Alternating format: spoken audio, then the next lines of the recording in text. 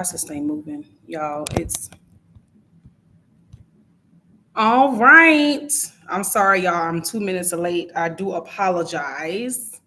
I was trying to get this stuff up. Okay. So I'm going to give it a couple more minutes. Oh, look at this. It's fine. It's going to be done later.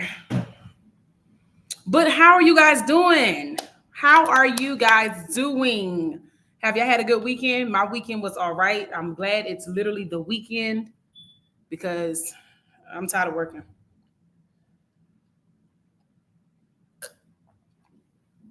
I'm gonna give it one more minute and I'm gonna write this other hold on, give me 1 second. Y'all don't mind it at the top. I meant to go ahead and fix that, but I didn't have time. And it is okay. There we go. Okay, let me push it back a little bit. And I'm just gonna write the next question and we're gonna jump right into it, okay?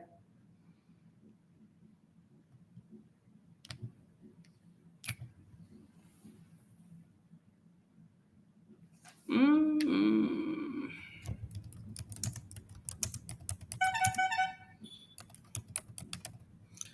As always, people text me when they know I'm in Bible study. I don't know why. And they know I am every Friday at 7. But how are you guys doing? Did you have a good weekend? Have you ever wondered?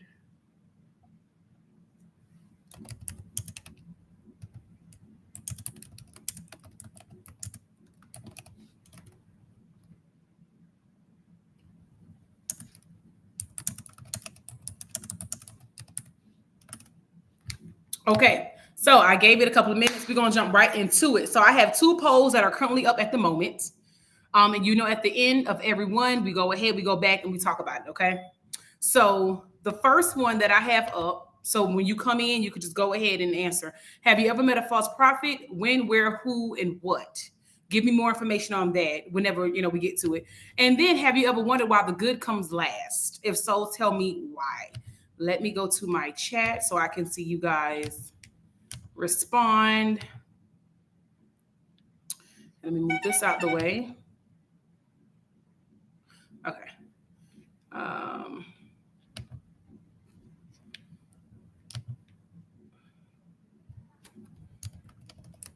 okay, I'm going to send something in the chat. Put a thumbs up if you can see it.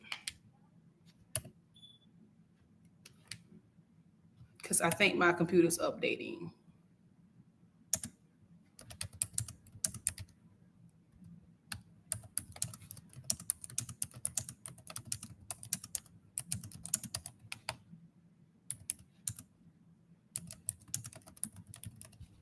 Okay, so put a thumbs up if you can see it or heart it so I know, okay? And then we can get started because I think it's updating on my side and I can't really see. So if you can see what I just put in the chat, put a thumbs up. All right, cool. All right, cool. All right. So I'm going to go ahead and get started. Okay, guys. So this is short and simple and sweet. The first thing we're going to talk about is why does God allow suffering? And then we're going to get into 22 reasons of false teachers or 22 ways to detect a false prophet. And so if many do not know who that is, basically a false prophet is somebody who comes to you and tell you what God said was going to happen, things of future tense that's going to happen, and then it never happens. Those are people you need to stay away from, but we'll dibble dabble more of that, okay? And then after that, we're going to talk about the blueprint for things getting done for God. So the main things you need to do to basically make God smile. No one's perfect, but I'm just going to point out certain things that God wants you to do to make him smile. Okay. Or I would say to getting closer to him. And then I have a couple of reminders. See, short and sweet. So let me put this here. Okay. So why do God allow suffering? And we're just going to talk about that.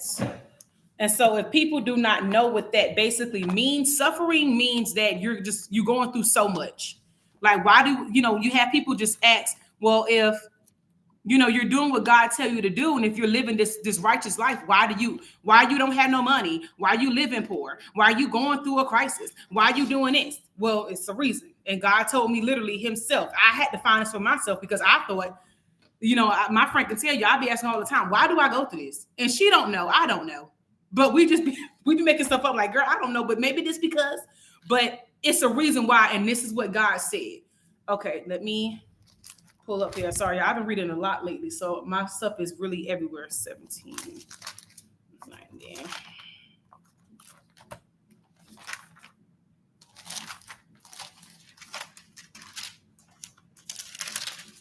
No, I write it down. Okay, so why does God allow suffering? So there is 6 reasons why. To train us in obedience. Let me put it up so that I don't need to be far back. Okay, to train us in obedience, to produce patience, in which we all have a few shares in that. To prevent pride, which a lot of people need to prevent every now and then. Okay. To prevent pride, to teach his ways, to prepare us to comfort others, and to prove us. So we are going to suffer, and we suffer because he wants to train us in obedience. Okay? He wants to produce patience.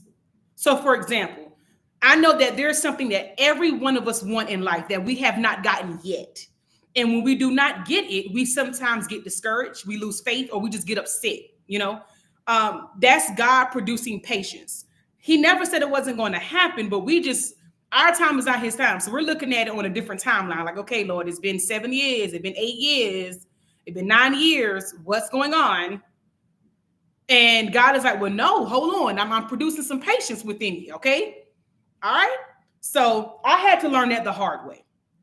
Okay. And this is what he told me. He told me this: to produce patience, to prevent pride. Sometimes you got to put your pride down because everybody have this ego and everybody has this mentality of thinking that, you're just somewhat better than other people.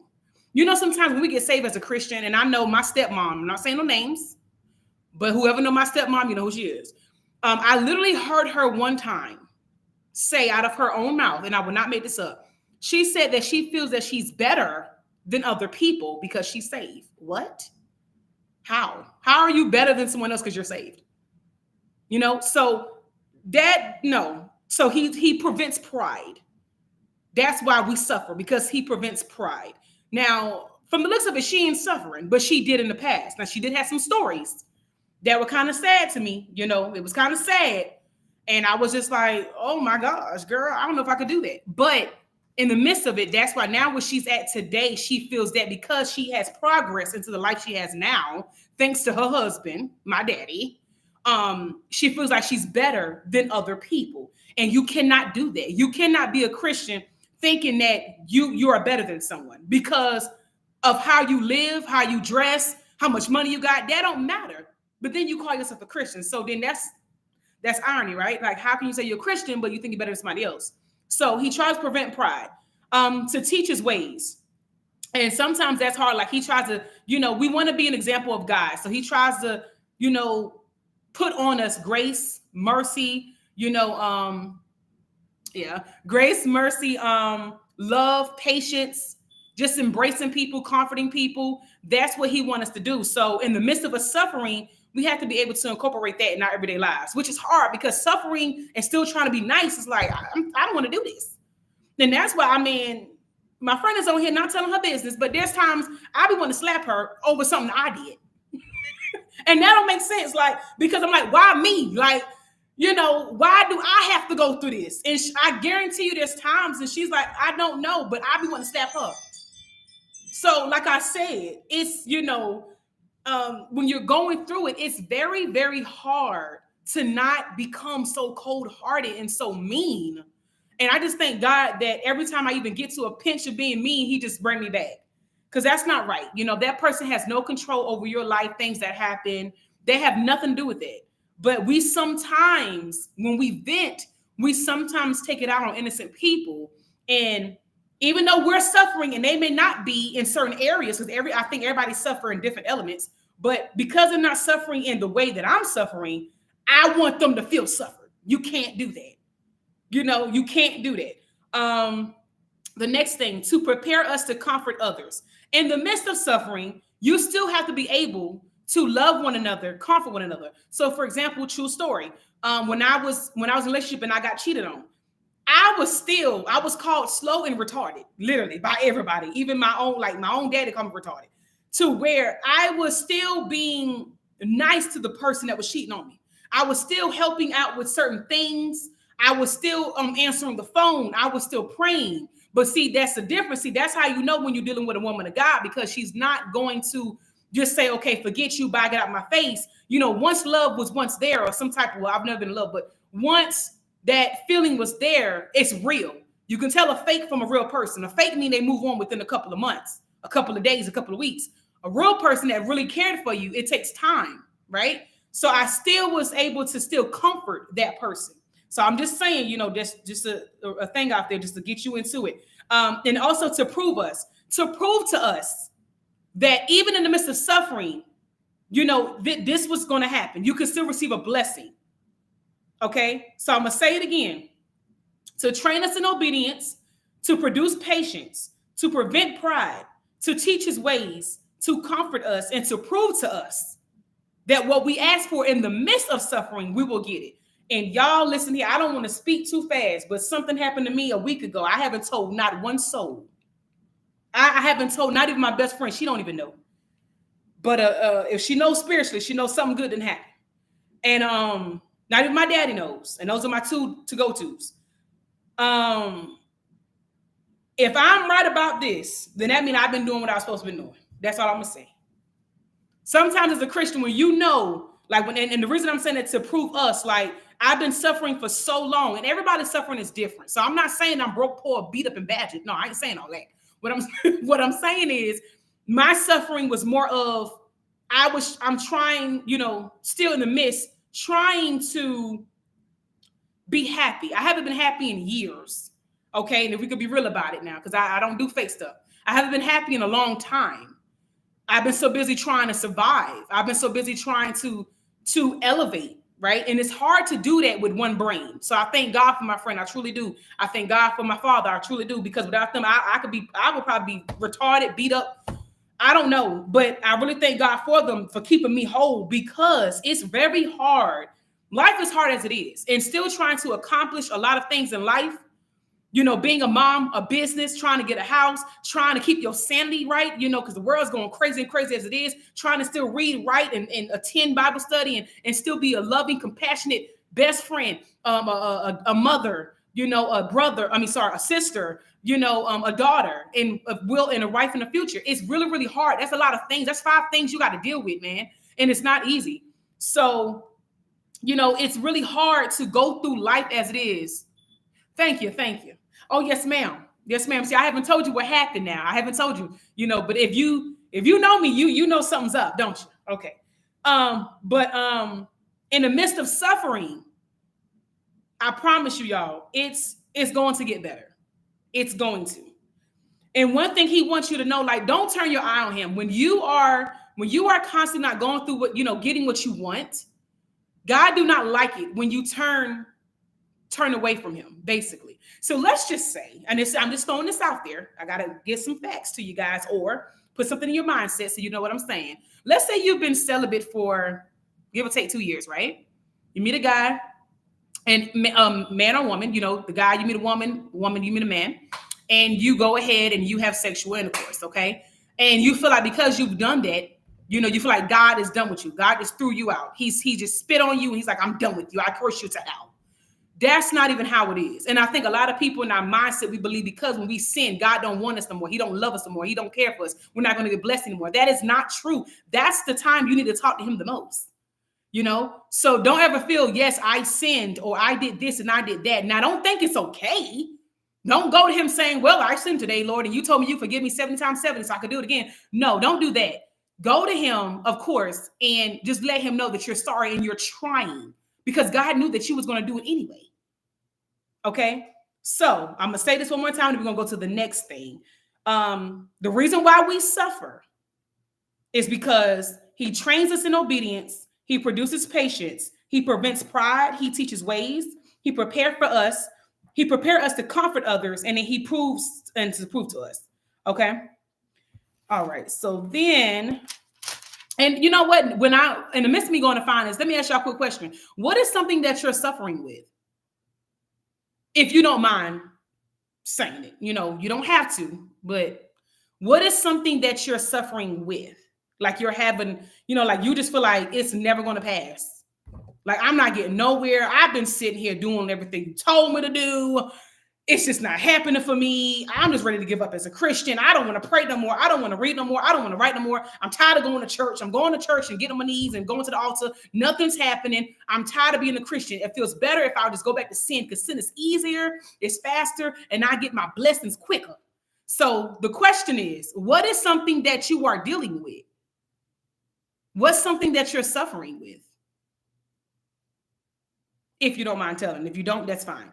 I'll go ahead and move to the next one, but I'll give it like a minute in case somebody's typing. And I don't want it to be that I'm typing because I'm not.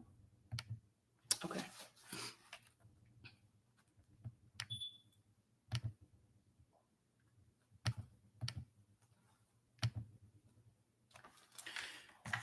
Okay, so we're going to move forward to 22 attributes of false teachers. So okay, let me go back. I'm sorry, guys. Let me go back. I suffer with sometimes following through with certain decisions that God tells me to do, knowing that my future is attached to it, but my flesh doesn't want. Hold on now, young lady. But my flesh doesn't want to do it, if that makes sense. Yes, it does make sense. It does make sense because I believe we all do. God can tell us something and we'll sit there and be like, well, God, I don't want to do it because I'm not used to this now. I'm uncomfortable. And either you don't want to be alone or you don't want to be uncomfortable doing it. So that's why you don't want to do it. Because and this is a new territory for you. So it's like, I don't know about that, God. Can I do something else though? And he's like, nah, you got to do this because this is the only way you can get to your future. And you like, is there other routes I can take? Can I do this, Lord? No, you got to go head on to it. And sometimes we just don't want to do that. You don't want to do it. And that's holding up your time. That's holding up your future blessing. I know it. And I know exactly what you're talking about because I can feel it.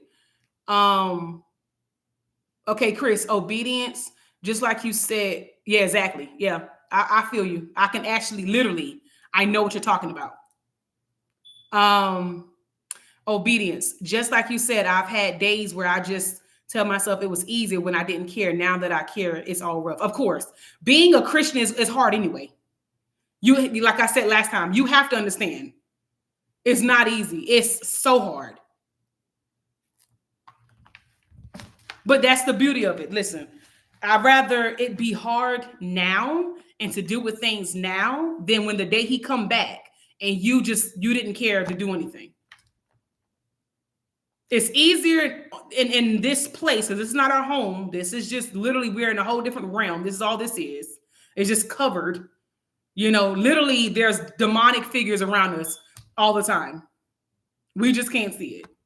Well, some can't see it. Some can. But literally, this is not our home. So, of course, when you're not home, what are you? You're uncomfortable, right? So you're never going to be happy here. Now, you're never going to be 100% happy all the time here anyway, because this is not our home. So it's going to be rough. As a Christian, you better know once something seems okay, you better know like clockwork, something else about to happen. Like clockwork, believe me.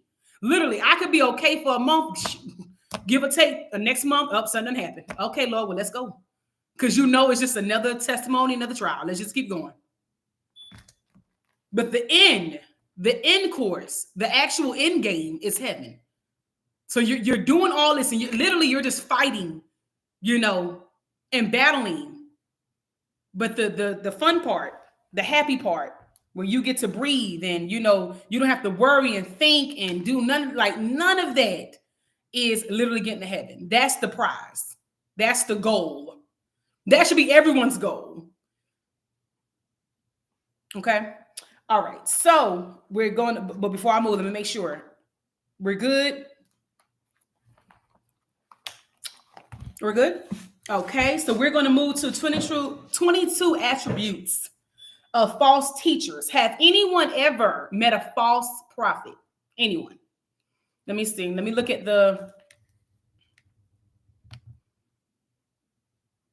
Okay. So yes, no. Okay. And then my question is when, where, who, and what? Trust, because some people, what are you doing? What's up, Desmond? How are you doing, sir? Trust, because some people don't always appear to be who they say they are. That is true too. That is true too. That's true. Now, okay, so have you ever met a false prophet? When, where, who, and what? I'm gonna be honest, and if you guys would like to chime, you can write down, you can chat. But I have never met a false prophet. Every prophet that I have met literally told me certain things about my life that no one has ever known. And then they told me things that were going to happen that literally happened. So I would say I've never met a false prophet.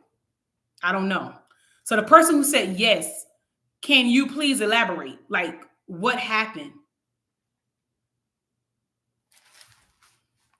And I will say this: I don't consider myself a prophet. People do. I don't. I just hear from God. I mean, I don't know. Literally, it's whatever he tell me something. But literally, I mean, everything that I've told everybody that would happen in their life, it literally happened. And I literally have one person on here that can attest to that. And I think I've told him probably 3 or 4 things in his lifetime, and all of them happened probably less than 3 months after I told him. So one thing I would do, I would never lie saying that I hear from God. I literally hear from God like it's just like I'm talking to you guys.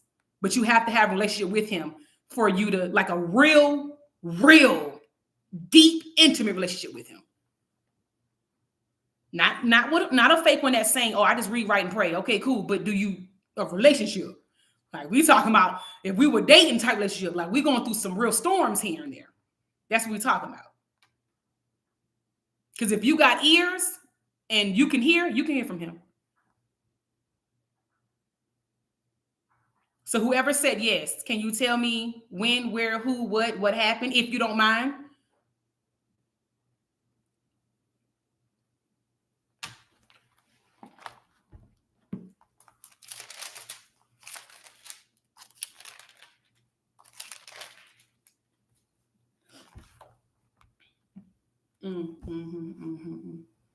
Okay.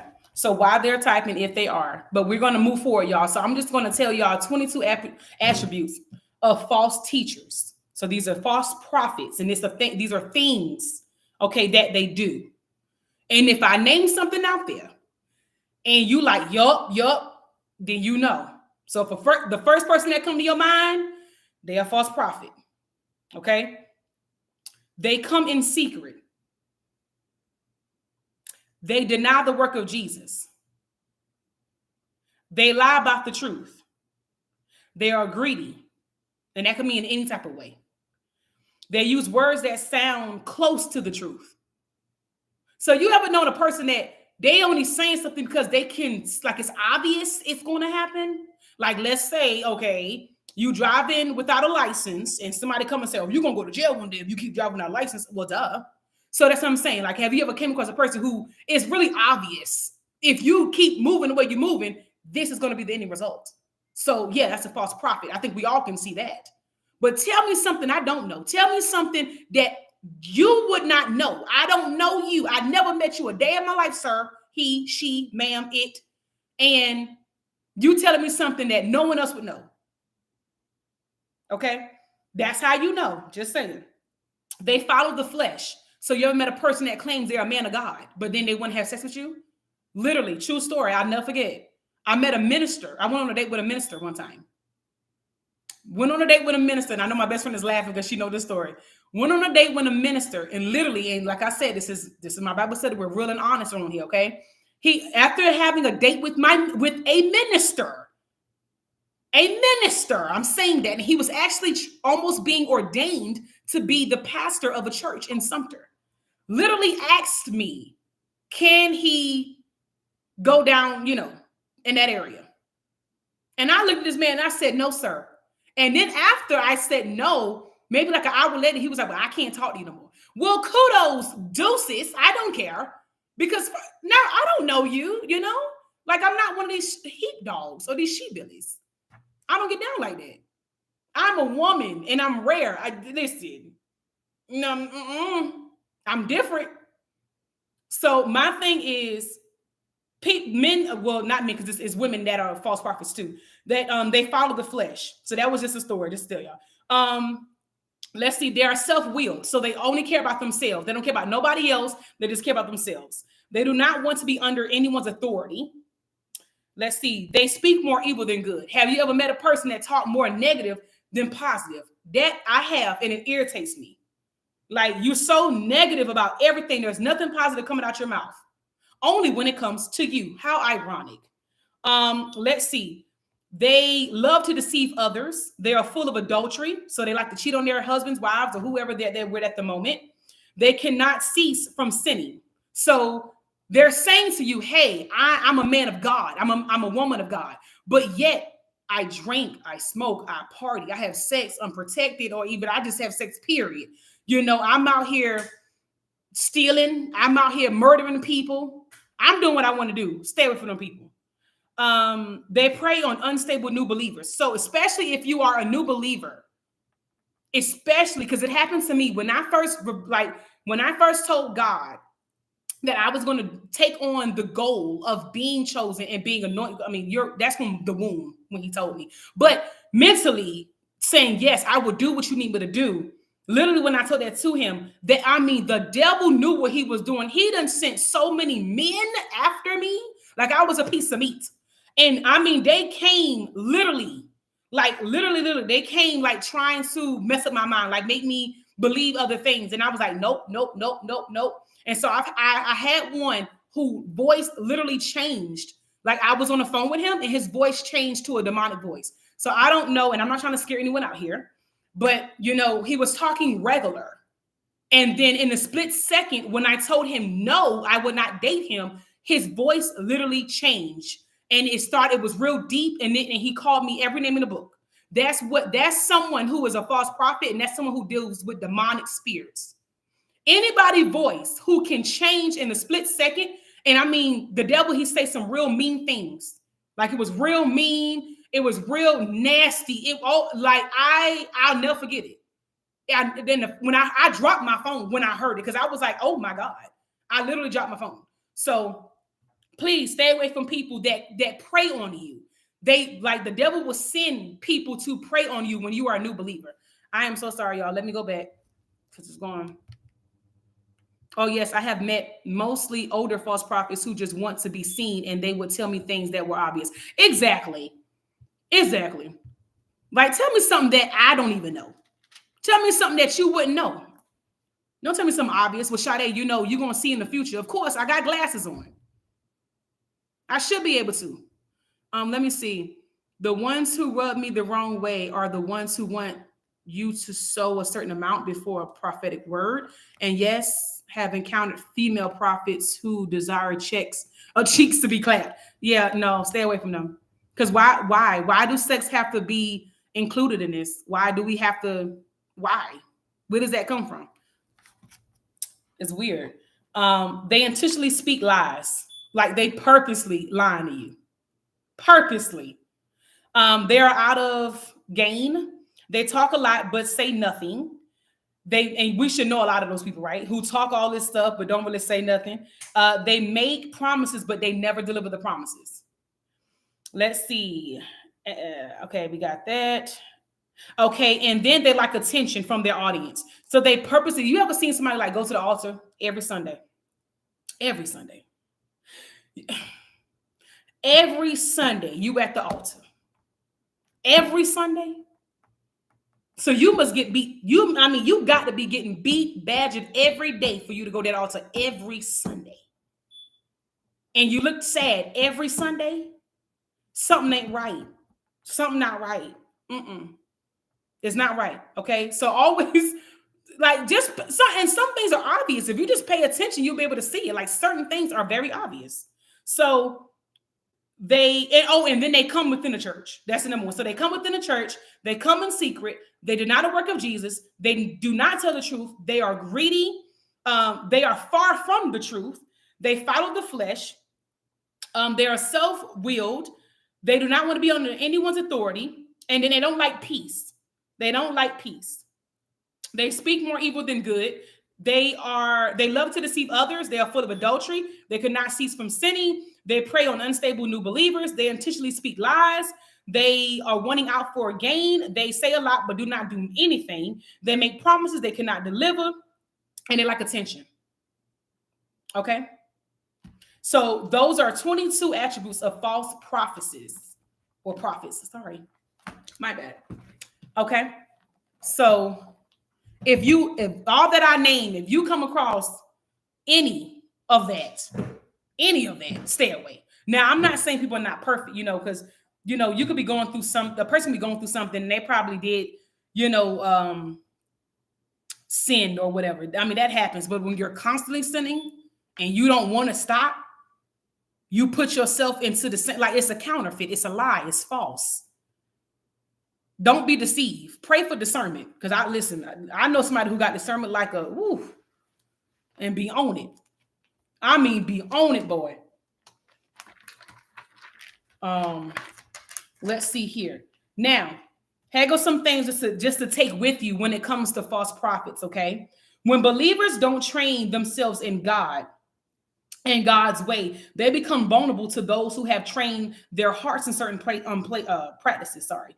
It takes very little to develop a habit of sin. So basically, it takes just a little bit to develop sin. If I don't drink, I'm not going to be around a person who drinks all the time. Because all it takes is one time you want to drink. And then you like, well, I mean, I can. No, don't do it. Don't entertain it. Okay. And that's just how easy that'll happen. Now it's a habit. So now you're going to start going out and it's going to be a drink here, a drink there. And that's how it happens. Just like with sex. Well, I've been celibate for so long, but all he doing is giving me a massage. Okay. But then bloop, something done popped off here. And then now that done happened. So don't even entertain it. Just say no, leave me alone, get out my face, get up out of here. It's simple. And if they care for you, they'll understand. If not, then let them go. Who cares?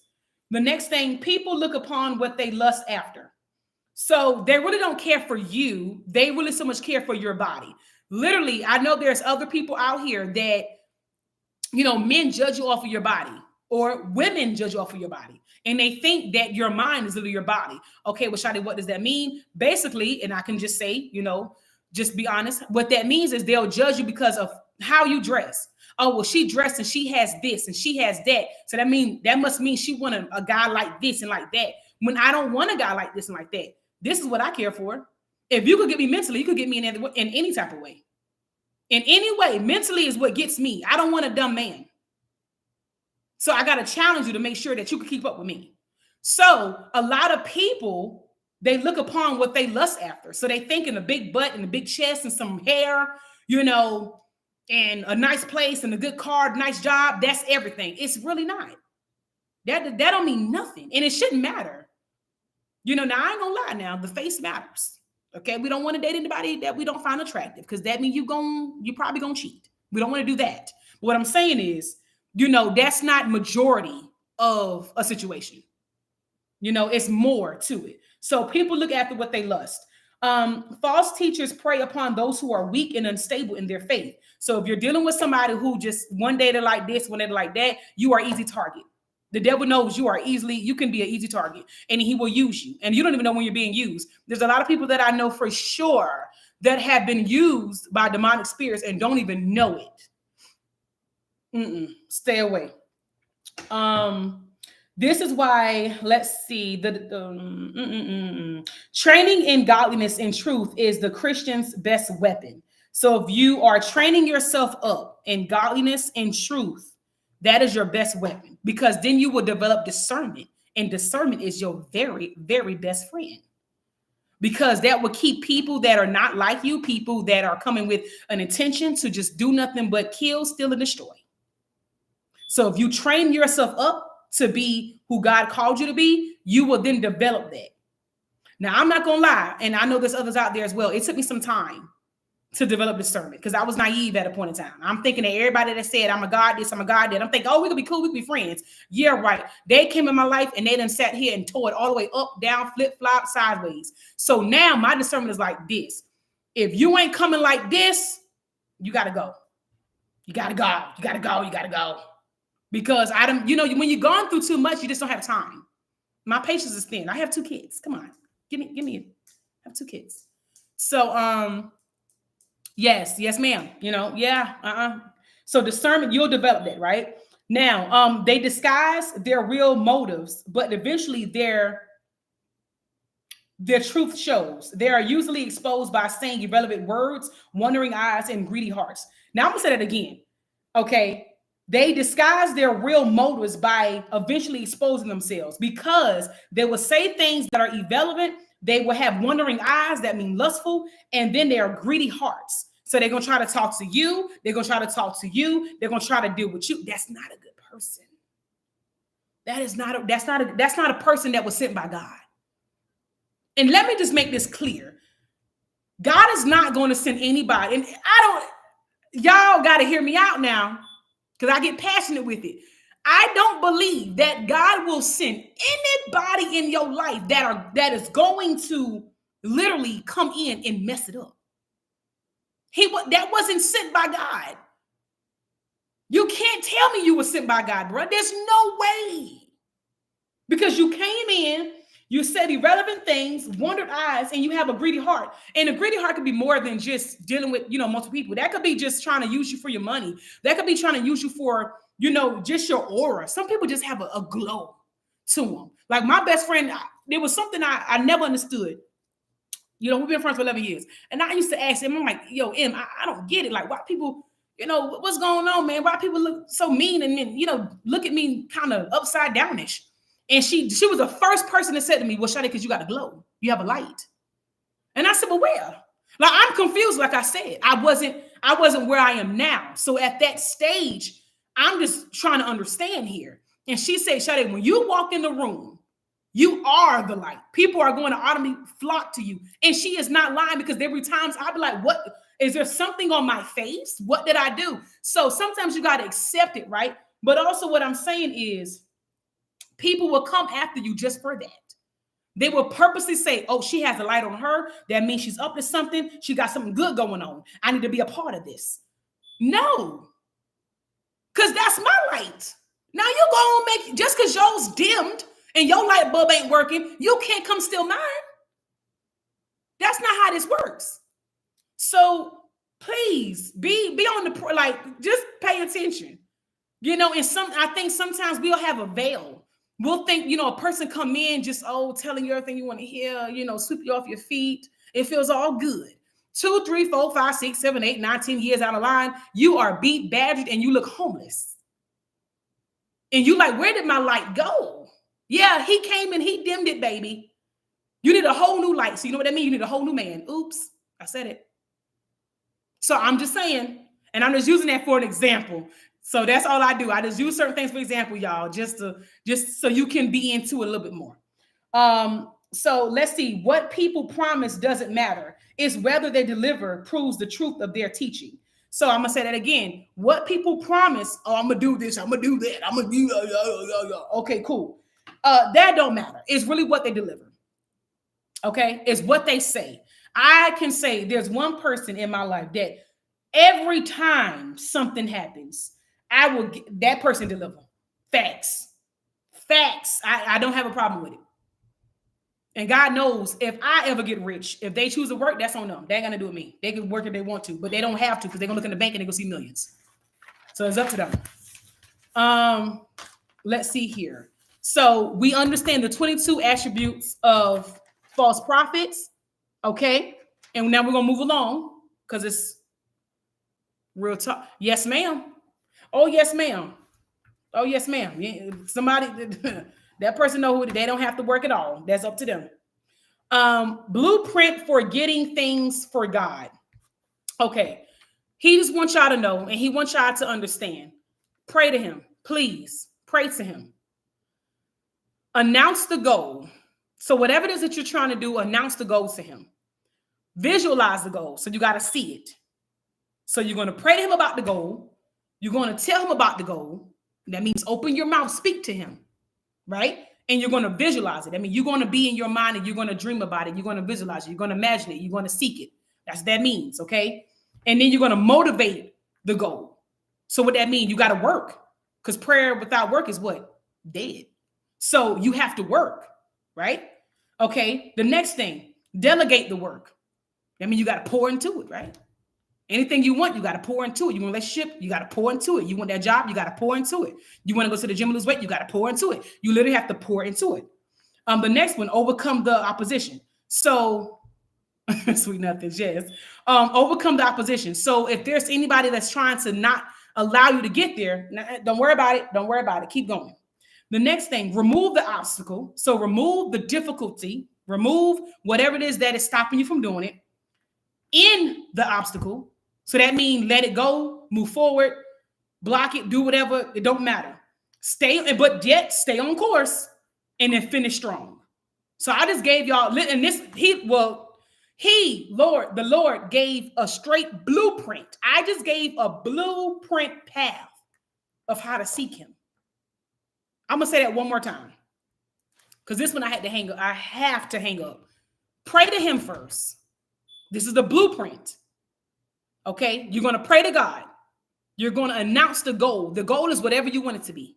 If you want a house, you want to be married, you want a business, whatever it is, you announce it. That means you say it, you speak it, you manifest it. You visualize the goal. You dream. You imagine. You think about it, right? You seek it. You see it. Then you're going to motivate it. What do you do when you motivate it? You have to go ahead and you do your work, because without work, it's basically dead, right? So you're going to work for it. Then you're going to delegate it. You're going to pour into it, constantly pour into it. You're going to then overcome the depression or the opposition. Yes, you're going to overcome it, right? So that basically means like whatever it is that's stopping you, overcome it. You're going to remove it. Whatever it is that's stopping you, just remove it. So that means get it out the way. So whatever it is that you're trying to do, if there's a person, a thing, someone, a people, it could be a village, or I don't know, anything that's stopping you from doing it, remove it. It's simple. And then you're going to end it. Just cut it off. End it. So that means no contact. And then you're going, but in the midst of no contact, stay on course. And then finish strong. That is literally the blueprint. That's literally what he said. And I don't know about you guys, but when I was writing it, I was like, wow, that's crazy, because that's literally what we go through in anything. Because we have different seasons. We have different tests that we are going to have to take. Each and every one of us have our own different tests. I don't even think anybody has the same test. I think all of our tests are unique because we all want certain things. I can probably want a yellow bike. She may want a red bike, but we want a bike, right? But still, it's not the same bike. Her bike may have certain things on it. She have lights on her bike, and I have, a horn on my bike, and I got a little extra wheel on my bike. So I think there's, it's different seasons and it's different things that we want. Can it be somewhat of a similarity? Yes, but it's completely different. So I think that is good information that you guys should grasp. That's the blueprint for getting what you want, for getting things done for God. Literally. Oh gosh. Who is this? Okay.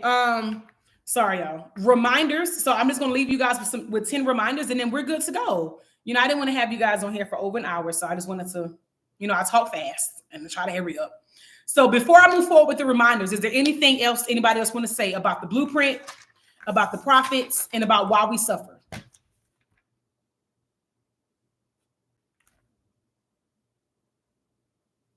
No. And let me go ahead and answer this question.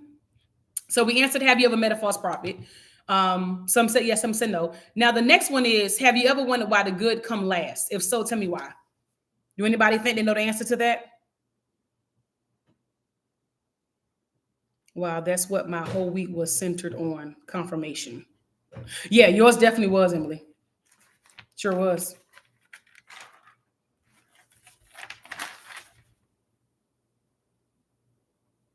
Yeah.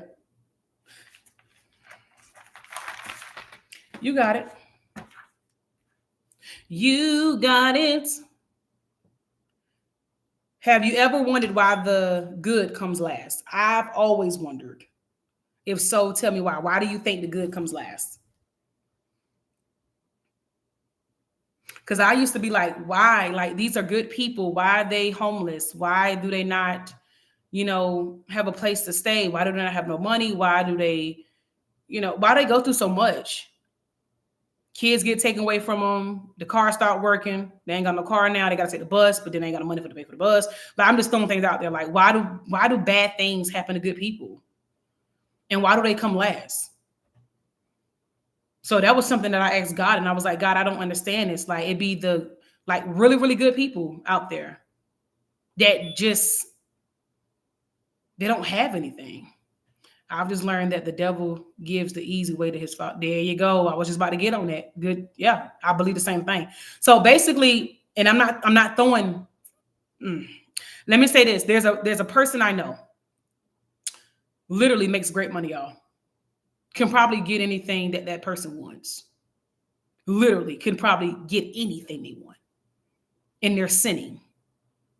Right? And in their mind, whenever they get something, they go, well, thank you, God. Oh, thank you, Jesus. God didn't bless you with that. The devil did. Anything that is so easy for you to get, that was nothing from God. Anything that is so easy, because I'm going to be real with you. Everything if I can speak to just being honest, everything that I've gotten, I had to fight for. And I'm talking about fight. Mentally, spiritually fight. Like salty tears. It wasn't no blood shed, but it was some tears shed. You know what I'm saying? I had to literally fight, even myself some nights, to get what I want. So that's what I'm saying. Anything, but God, he's going to put you through that. Because in the midst of suffering, what are you being taught? Like we said earlier, patience. That's what he's doing. He's giving you patience. He's teaching you obedience. He's trying to prove to you it's going to happen. It's going to get there. But I got to know that you're my daughter. I got to know that you are who you say you are. You say you love me. You say that you're a child of God. You say that you believe in faith, and you say that you're mine. Then show it to me. A little couple of tears ain't gonna do nothing. I bled for you. I died for you. So by you crying at night, thank you. But that ain't gonna hurt you to cry. So sometimes I believe that the good, they come last because they're blessed. And I think that's just what it is. In my eyes, why the good come last is because what God has for you has a purpose and a timing that's going to elevate you to. Yeah. But then what about the ones, what about this one, Desmond? What about the ones to where they die? What about that? What if their time never comes and they die? They didn't have time to elevate. They didn't have time to see the goodness or to be able to feel that blessed part. What about those people? Because I'm agreeing with you too. But I also thought about this. I thought about that and I said, well, dang, what about the ones that are died? What about the ones that have died before they got there? Their time comes when they get to their real home. Yes, that's true. But what I'm saying is, how is it that the good come last here and you're doing everything you're asking for? Right. It's not. But everything that you're asking for, like Desmond said, okay, whatever, you'll get it on your time. It's the time that God has for you. That's when you receive it. That's why, right now you may not got it, but you're going to get it. Well, what if they did and they never got it? You know what I think? I think they're blessed. That's what I think. I think they're blessed. I think from our eyes, and we're not saying spiritually, we're just talking flesh-wise, worldly. We see it as, dang, they coming last. But no. God said, no, they're not coming last, Sade. They're actually first. You see it as being last because you can't see what I see. And when I heard that, I said, oh, that's right. You'll never be able to see what God sees. I don't care. I don't know anybody who can literally see all in the person that God sees. Because if that's the case, we wouldn't make mistakes with that person. We would already, when a person say, hey, how you doing? I'm Sade. That means you should be able to look at me and know liar, a thief, a murderer. You should know off that, right?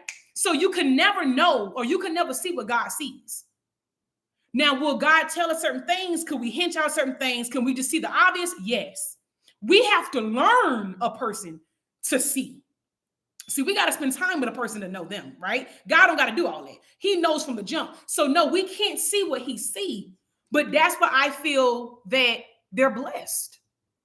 And I mean, that's what he said though. They're blessed. That's why. So anybody that sometimes the people that you see that are homeless, and I know this probably may not make sense. And you like, dang, they blessed, but they homeless. Yup. Because we don't even know if that's an angel. We don't know who that is.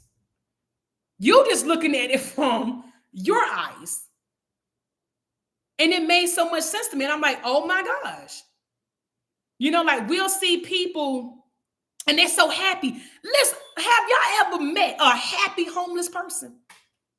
I have. And I'll be like, why are you so happy? You homeless. But you want to know why? Because like God said to me, he answered, they are blessed. You don't see it, but they do. They're blessed. So that doesn't mean that you're not blessed. Let me just say that. Because he's not saying, well, just because you're not struggling and that, you ain't blessed. No. Basically just saying sometimes the good come last in our eyes, but really that's not true. The last people are actually first. So the people that we really think that are not good off in life, they actually are blessed. Like I would tell my friend all the time, like, Emily, I don't know why, bro, but like, why do I used to make, but it was I was a teacher and I was only making like $600 every 2 weeks, y'all. My car payment was $294. So you do the math. So I would get $600 every 2 weeks when I was a teacher. This is years ago. Years ago. $600 every 2 weeks. And my car note was $294, so we rounded up $300. I'm left with $300 for the next 2 weeks. I had kids. What was I gonna do? You still gotta feed them. You got gas. You got a phone bill, cable bill, light bill. What was I gonna do? And I would ask my friend all the time, Emily, I'm doing what God asked me to do, and I don't get it. I don't understand. I don't get it. I don't understand. And I remember that night when I was crying, God came to me and God said, no, baby, you blessed. You don't see it. I see it. And I could not even tell y'all how I survived. I ain't about a lot of y'all right here. I don't even remember. Like I literally survived making $600 every 2 weeks. Yes, my friend helped me, but she can be like, she would not lie to y'all. I really never go to her. Like I was not going to her asking for really much anything. I think probably one time I asked her for something, but I was really making it by. So, I'm just here to let y'all know, sometimes what we think and what we see is not always facts. And most of the time it's really not, because we can't see through God's eyes. We don't know. We only go enough for what we think and what's in front of us, realistically. How I'm going to get by with $300 the next 2 weeks. I can't do this, but I did. So just throwing that out there before we move to the 10 reminders.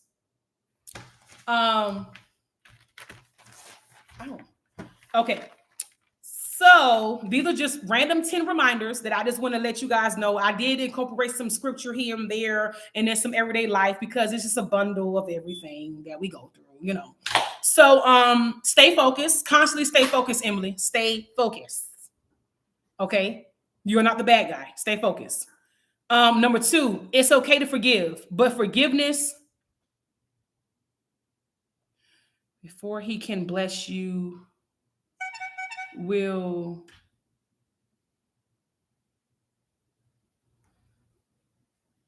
don't know who that is. Before he can bless you, plenty he has to see, can you handle the basics? Yes, that's true too. That's facts. That is facts. Because that's facts. So number 1, stay focused. Number 2, it's okay to forgive, but forgiveness does not mean rekindle. Y'all, and I'm gonna keep pressuring this. Y'all probably gonna say, "Shut up." You say this all the time. Shut up. I'm gonna keep saying it, because a lot of people believe, and that's why a lot of people still go through generational curses. That's why a lot of things are still attached to them, and they're not living it up in life, because they believe that because you forgive a person, you still have to rekindle and still have to have that person in your access in your life. No, you don't. You can forgive a person and then do not have access any longer. God never said okay, forgive them. And if you don't forgive them, God never said to forgive them and still allow them to have access in your life. He said forgive. So please stop forgiving people that don't need to be forgiven. Emily, I got you. Stop forgiving people that do not need to be forgiven. Never let people play with you and come in and out your life. Value yourself, please. I be getting so many questions from random people about relationship advice. Mind you, I'm not a relationship expert. I am single, so who am I to know? I don't know. But I just go off of just what I feel and what I see. That's all I can do, right? So never let people play with you and never let them come in and out your life. Value yourself. If there's a person that's constantly saying, I'm gonna do better, I'm gonna do better, and you don't see better, just let them go. Let them go. It's no need to hold on to the baggage. Just let them go. Who are you?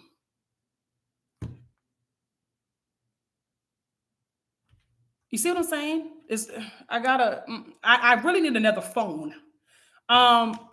Okay, number 3, never let people play with you. Oh, sorry. Number 4, you see, just messed me up. Set boundaries. And that could be for coworkers, family, friends, etc.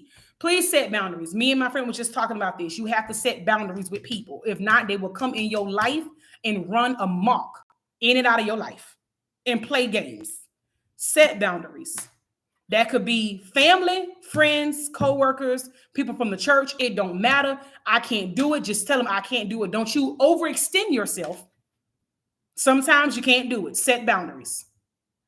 Number 5, stick to a goal and accomplish. You only need one yes, and that's God yes. Stick to a goal, accomplish it. You don't need everybody else to tell you. When God literally told me to start Bible study, and I know I'm not blasting this person, I'm going to say this person. There was a person who told me you need to start next week. I said, I denounce whatever it is that's up in you because I am going to do my Bible study this week. When God speaks to me and as an obedient child of God, I go. I don't care what anybody say. I will do it. It doesn't make sense to others, but I don't care as long as I'm pleasing him. So stick to a goal and accomplish. You only need one yes. When he told me to do this Bible study, I said, God, why me? I'm chosen. Don't nobody like me. It's really rare that I find people that like me because either you do or you don't. I don't forgive. I just keep it moving. Maybe God need to change that cold heart, but it is what it is. You don't have a cold heart though. I don't know why you said that before to me. You don't have a cold heart. I think your past probably have something to do with it, but you don't have a cold heart. And I do apologize. Yeah. But I went ahead and I was like, nah. So I immediately went to the store because God told me to start the Bible study. And I immediately went to the store. I got this backup stuff. You know, I just want to be a little presentable for you guys. I don't know what I was doing. And I just went into it. I made the YouTube. I did this and that. And I said, okay, I'm going to put it out there. And I have met a lot of people, a lot of strangers that I'm still cordial with today. We're not friends, but you know, we're cool. I've met a lot of cool people that I met through Bible study. And I just thank God for that. And I've also changed a lot of people too. Some people don't show all their colors now. Yeah, but see, you should have discernment, Desmond. Now, hold on now. You should have some discernment by now, right? You should know.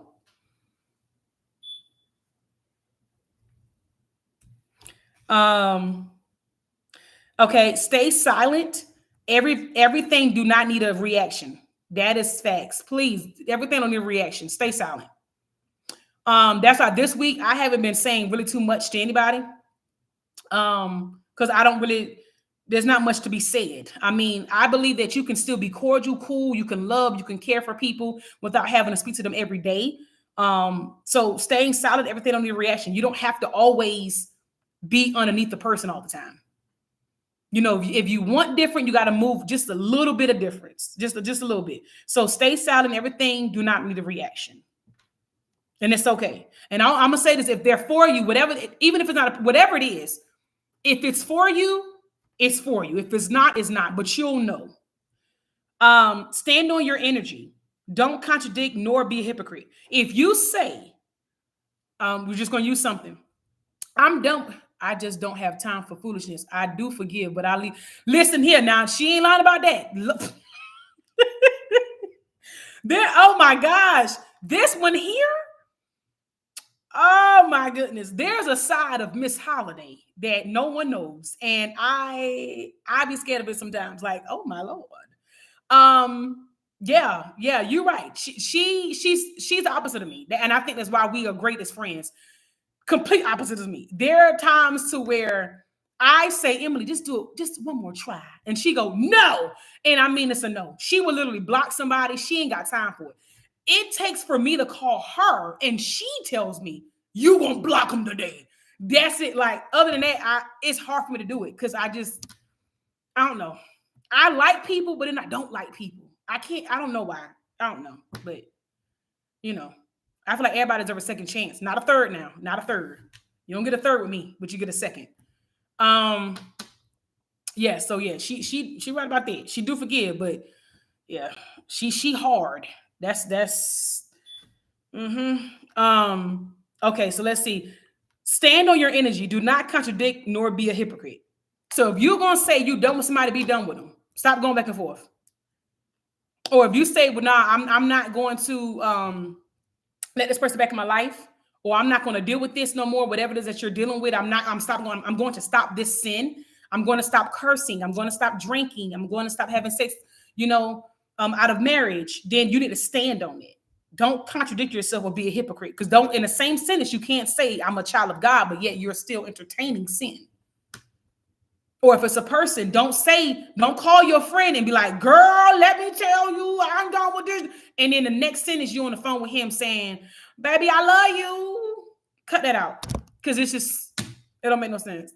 And the reason I'm saying it because, like I said, people literally message me with relationship advice. And I just be like, why? Why do you deal with this? And I think because I've been through it, I know it, but no one has to deal with this stuff. There's a way of escape. And God always give a way of escape. As much as you don't see it, he always give a way of escape. And you don't have to deal with something you don't want to deal with, literally. What are they going to do? Shoot you? Let's see. The last will come first and will receive the last laugh. I believe that's true. If he or she wanted you, you wouldn't be single. Stop overthinking. It's simple. Oh, gosh. And then I just put that there because I know after we get done, there's other people that watch it, and then they'll just inbox me and be like, hey, I have a question about when you asked about this and that and that. So I know this will be a question that people are going to ask. If he or she wanted you, you wouldn't be single. I'm a firm believer. If they wanted you, they'll come for you, period. Ain't nothing gonna stop them. And how I know, I have a daddy. And we was in New York. My daddy would take 2 trains, 2 45-minute trains to get to my mother. And then we'll take 2 45-minute trains back. You can't tell me that a man won't listen. Get out of here with that. You can't fool me. If you want it, you'll get it. Stop overthinking. Ladies, it's simple. Men, same thing. If she wants you, she will come get you. Now, to be honest, you should be courting her, but I don't know what type of woman you're dealing with. She could be kind of masculine. I don't know what you like. But if that's what rocks your boat and you like to be chased, but if you like to be chased, then she should come and get you. And number 10, people's first response is the truth. Y'all, I'm a firm believer, and this is how I catch people in lies. I will always, if I ask you a question again, you done messed up with me. You done messed up with me. I done caught you in a lie, and I would never tell you, but you done messed up. So what I do is I'll ask you a question, and if I hear, well, wait, hold on. Well, hold on. Let me go back and rephrase. Oh, that's not what I mean. You're a liar. You liar. The first response is always true. Okay? So when people first response is the truth, if you hear a but, a hold on, wait, let me explain, they are most likely going to lie to you. Y'all tell me that's not true. Let's be real. Come on now. How many times you've been talking to a person you just met? That could be a friend, a coworker, a buddy at the job. Who knows? It don't matter. You're just talking to somebody and you ask them a question. And they start, because some people give it away. They could be shaking. Some people get anxiety. Some people start stuttering. Oh, you see, I was at the house and I was lying. Like when they start, it'll be a dead giveaway. Like, I know you lying. You better sit down somewhere. Like, oh, but hold on, see, I met her and this what happened. When the story seems a little foggy and they start clapping, because see what happened was they give it away. Or if they can't be still and they got to move because see what happened. And then this and that, because see, when I was doing this and this and this, cut it out. Cut it out. You trying to make me believe the story by you waving your hands in the air, they ain't doing nothing for me. So the more and more you get around people, the more you pick up on things. And I just, please always remember that. Most likely the first thing they say is going to be a lie. Literally. If they got to explain, if they got to always go into detail, or if you don't get much detail, something's off. If you got to constantly be like, okay, so hold on. You was at the store and what happened? And they go, well, no, I was at the store and I got water. No, hold on, stop. You was at the store and what happened? What happened from the time you went in the store and you got this water? Oh, well, see what happened. Lie. It's a lie. Just saying. Be mindful of those people. Okay. So, but I'm gonna let you guys go. Yes, it is. But I'm gonna let you guys go. Okay. So why does God allow suffering? Which I believe that we talked about that. Obedience, pride, comfort others, produce patience, teaching his ways, and to prove to us that things and that, the best can happen. Like what you prayed for will happen. And let me see here. Oh, I forgot to say this as well. The ones who are Christians and have less are the most blessed. He did tell me this because I remember to put in parentheses. So the ones who are Christians, so if you are a Christian or a Christian that have less than you, most likely they are blessed. And I don't mean that you're not blessed, but they're blessed. And that could be in so many ways. Knowing the pressures and prosecutions are at hand and that Christ will come back anytime, God's people must even be more diligent to live the way he intends them to live, which is serious, clear-minded, and ready for action. So what I'm saying is, as a Christian, the pressures, the prosecutions are at hand for Christians. So, I mean, you guys do know that in the future, the Bibles, it won't be any more Bibles. They're going to take all the Bibles. In the future, you would have to remember within heart. In the future, if you pray in public, say God's name in public, you will get captured, you go to jail, probably die, get tortured. You know that, right? Okay, good. Stand firm on that now. All right. And I know that's like, what would you mean? Like I know it's sometimes like, oh my gosh, but if God died for us, come on. Just know after the pain and torture is done for, you're going to heaven. And I know that's easier to say it than like, girl, you just acting like it ain't nothing. No, but I mean, I just hope I go down quick. Shoot me. Don't torture me. Just shoot me. Let me see here. And then God's people must even be more diligent to live the way he intends them to live, which is serious. So you have to live seriously. You have to have a clear mind and you have to be ready for action, because if you are, have a good weekend.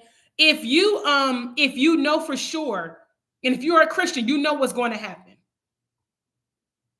You know what is going to come, right? So you need to be ready for action. You need to be realistic and watchful in prayer. Christ is coming, and Christ's coming is always motivation for a holy living. So have a clear mind, be serious, be ready for action, be realistic and watchful in prayer, because by Christ's coming, that should always be motivation for you to live a holy life. That should help you even more. Like I know for me, when I had sinned, I think, was it last week or the week? It was either last week or the week before. I did something, bottom line, I did something I should have done. And, I was like, well, hold on. I can't go to hell. No. And so I was like, okay, Lord, no. I got to get back focused. I got to get back serious. And I thought about, okay, he could have came back that day. He could have came back that day and I would have been shot. All that I've done, he will take you how you are at that moment.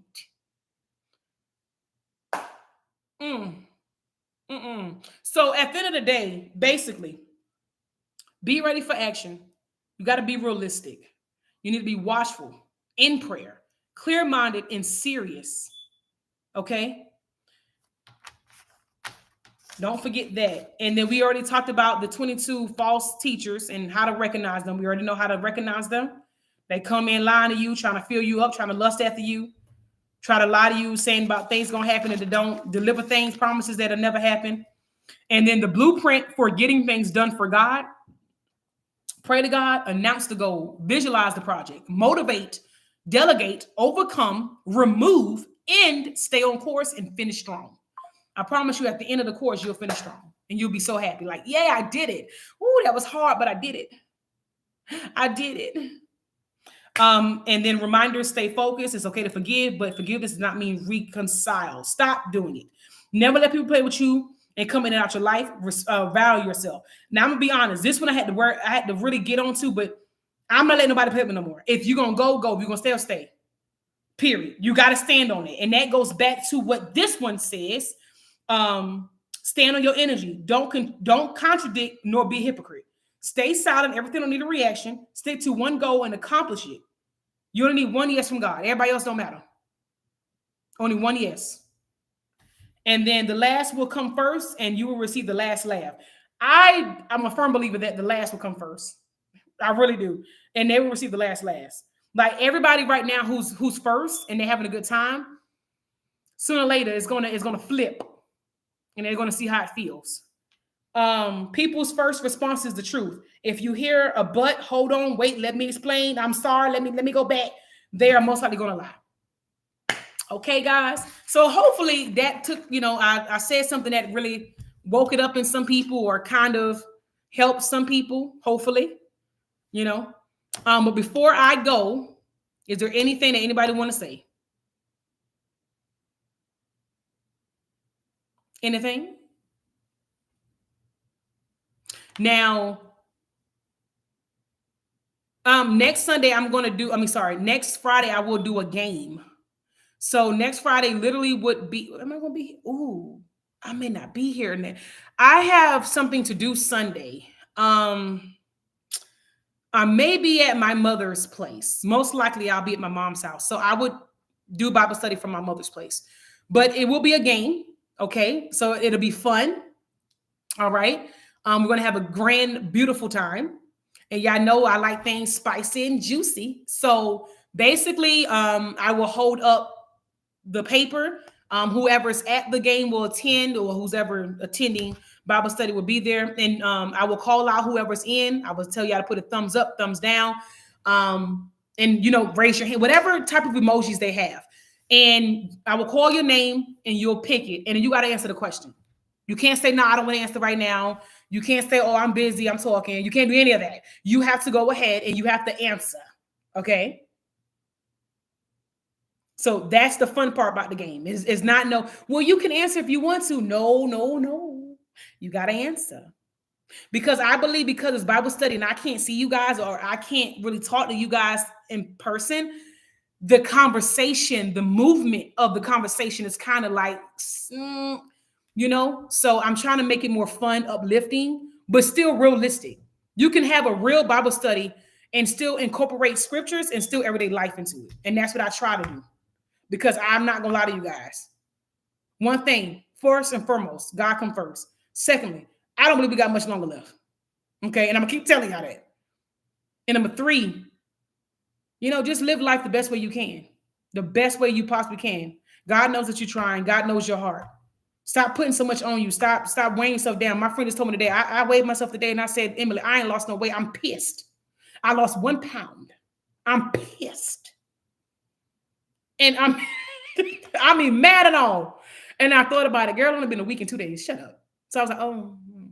So bottom line, sometimes you got to stop pressuring yourself. Sometimes just relax, breathe, go on vacation, have a good time, be around people that love you, be around people that's into what you're into, because we don't know when our last day is. And even if God will come back, you still don't know when your last day is. So just try to love on people, Life is hard as it is. Stop overthinking and stop pressuring yourself.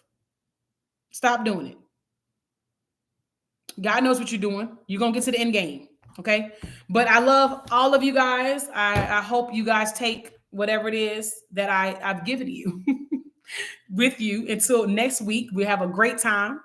We have a beautiful, grand time. Okay. And I will see you guys next Friday. I will not be, the backdrop may not look like this. It will be different.